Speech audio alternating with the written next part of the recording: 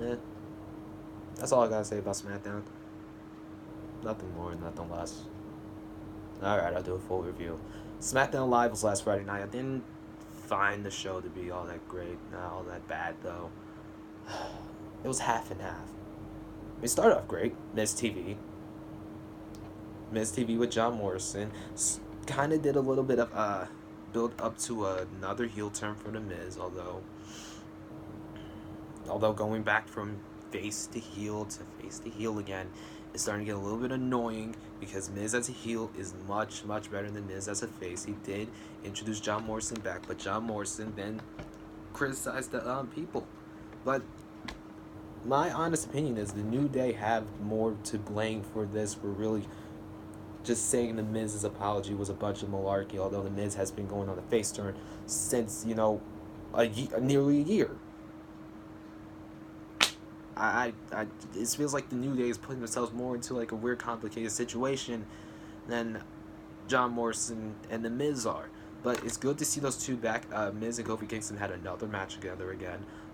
Then again, it was a solid match like they always do. It was a setup for Miz and Morrison, a reunion with Morrison doing a little flip from the steps that we've seen him do, or if you keep up with his Instagram, you saw him doing. So very solid match, very solid opening to the show. But we did get a Firefly Funhouse segment. I was not expecting to see the Firefly Funhouse with Bray being Bray and his absolute greatness was showing. Was just talking about love. He was talking about how love works, but the Fiend does not love Bray. Does not love Daniel, saying he tried to do certain things with him, try to change him, try to help him, try to welcome him, change him, and then now he just wants to hurt him. The way that Bray carries off that Fiend is excellent. It's so excellent in what he does in his presentation to his work and his presentation to how he represents himself as a character. It's just incredible. Fire Desire segment, nothing much. We did get a WWE backstage promo before that, the promo package with the Usos being on the show this Tuesday. It's a little bit something. I haven't watched backstage in a while. Fire and Desire segment, Sonya wants to focus on them, but Mandy needs to do something first. And then you got an Elias concert.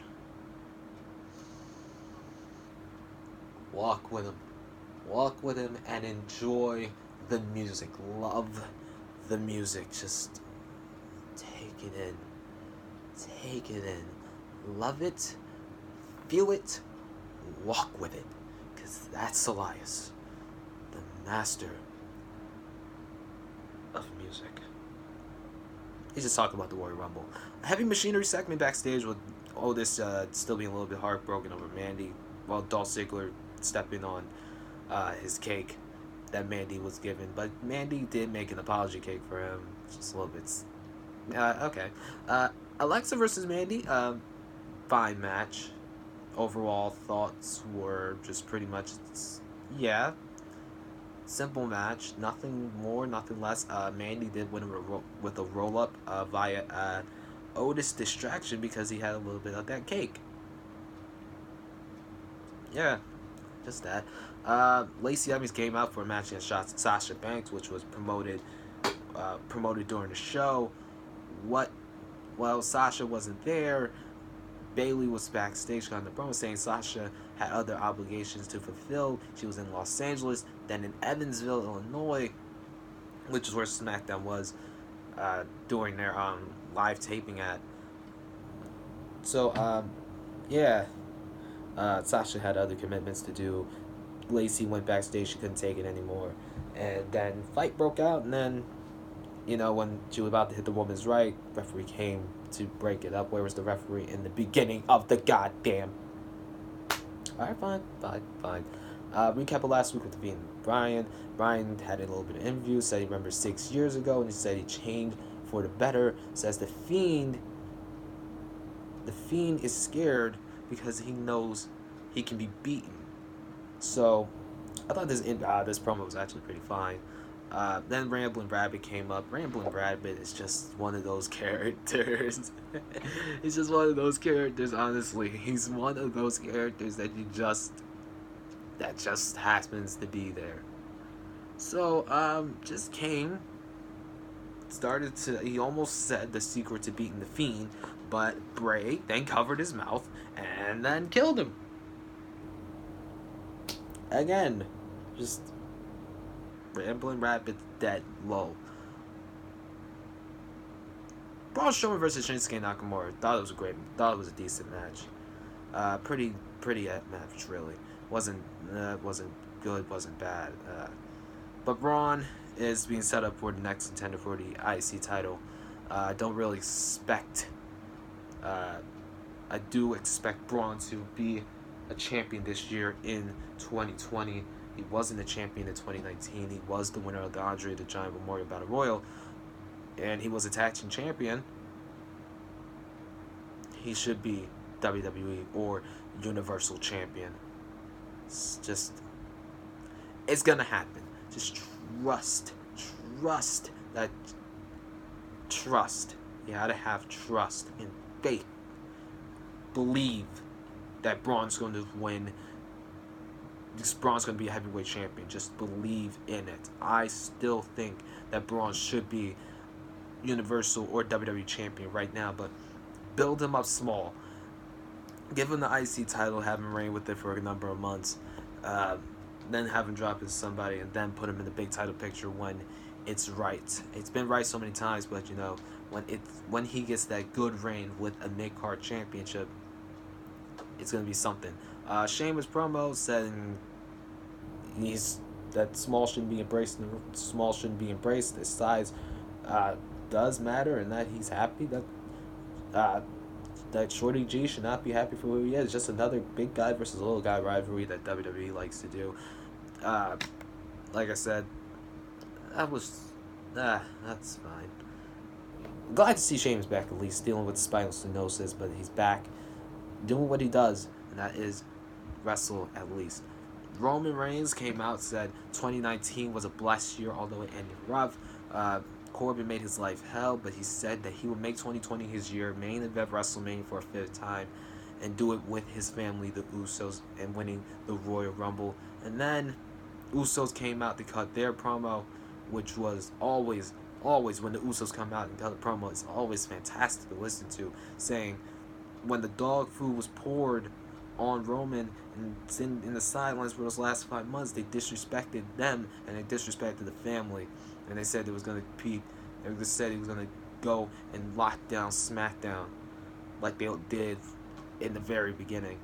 Corbin came out, he cut his promo, said he'll beat him at the Rumble. He'll win the Rumble. Roman actually challenged him to a match at the Rumble, so it's gonna be 2 matches for Roman and Corbin. The men's Royal Rumble and that little singles match with, I don't know, maybe that stipulation. Not really sure. But recap of Miz and Kofi then happened. And then we got, after a break, and then you got an announcement for Big E versus John Morrison. John Morrison's first match in WWE since 2011. I think his last match was at Survivor Series. So that is going to be an excellent thing to see John Morrison do. The main event tag match, it was pretty okay. I mean, the ending is what got me. The ending is what got me in the end. I did end in a disqualification. It was a kind of bit of a mess, but then again, it was just the ending, like I said, is where it really got me. Obviously, it was the Usos doing their thing with the dives and the splashes, but it wasn't happening in like a sequence all the time. There was Dash and Dawson coming out, then Roman came out, and then a spear by Reigns to Corbin after Corbin threw possibly Jimmy or Jay into Roman, and then Roman speared Corbin to cause the disqualification. And after Roman was going to set up for a powerbomb, Robert Roode came back. I was shocked. I didn't see that coming. I didn't expect Robert Roode to be back and then just look that strong putting down or getting put over the way that he got put over as this big guy who's going to be a guy to not mess with. And he, obviously, I don't think WWE's going. I think WWE's going to do something with him, but it looked good. It looked good for Bobby. It looked good for Robert Roode. The main event hit its mark. Overall, SmackDown was decent at best. It was a 5 out of 10. Half of the show was, or most of the show really didn't do much. I think some did hit the mark, like Morrison and Morrison's return, Miz TV with New Day interruption that hit the mark a little bit. The main event definitely hit its mark the way that it should have. We are getting close to the Royal Rumble. I'm hoping to get the chance to go. Keeping them hopes high. Praying, even though I don't do it, I'm praying to God that I get a chance to go to see my first ever Royal Rumble, especially in Houston, Texas.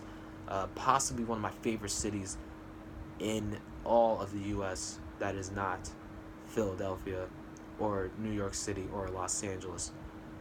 Definitely a very good city, very nice city to visit. 5 out of 10 for SmackDown. Really hit its mark. Didn't hit its mark. Got some more time. I thought Raw was better than SmackDown this week. If we're just going by main roster shows, I don't count NXT as main roster yet. It's still its own brand. It's its own brand. It's still just a side brand still. But obviously, I count AEW with NXT. But SmackDown and Raw is a main roster show. NXT is still that developmental show. So this was a very just decent episode of SmackDown. Nothing more, nothing less. I don't really got nothing much to say about it. I'm going to end this video here. I just did a 3 upload video day. God help me. I'm going to have to do more of this in the future. God, man, I'm going to be so exhausted. Just leave me alone.